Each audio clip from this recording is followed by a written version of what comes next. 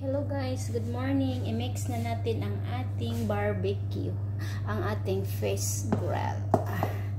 Ito yung unang gawin natin guys. Ito yung ating isda. At lagyan natin ng ating sauce. Ito ang ating sauce is tamar. So itapon natin dito guys para ma-yummy.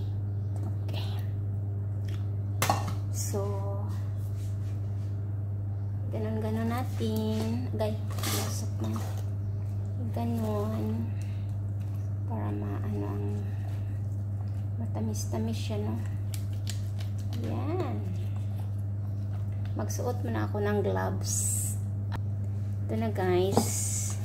For today's video, tayo ay mag-ihaw-ihaw. Manusok gyud siya. Ihaw-ihaw ng isda. So, para po yung ano niya, yung lasa ng tamar makarating doon sa ano, sa tiyan ng isda. Sa tummy ng isda, guys. To. Gawin natin, lagyan natin ng konti. So, di ba? Yan, guys, no? So, pagkatapos nito, ilagay na natin ito sa ating grill. Ganito mag-barbecue dito guys. Lagyan ng mga matatamis-tamis. Okay guys. Shine. Magpapainit muna tayo ng ating lutuan. So, inauna natin guys. Agay, ay masakit yung kamay ko na ano, natusok sa bukog. Matusok siya guys. Sakit jud akong kamot. Ganito mag-barbecue dito sa amin. Lagyan ng tamar. So, sino yung gustong tamar? Sabihin nyo lang sa akin. Lagyan natin ng tamar. Mag-barbecue tayo ng isda. So, fish grill. Okay ba? Yan.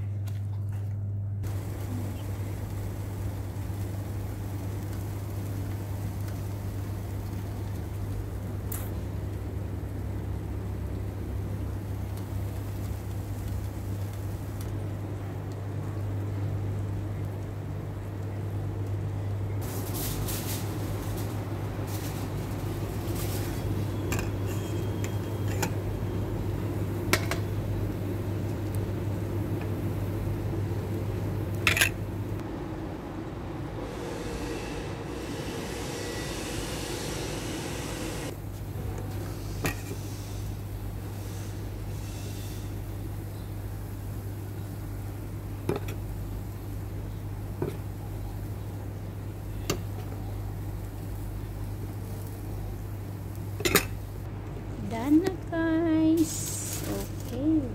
Bye. Thank you for watching. Bye bye.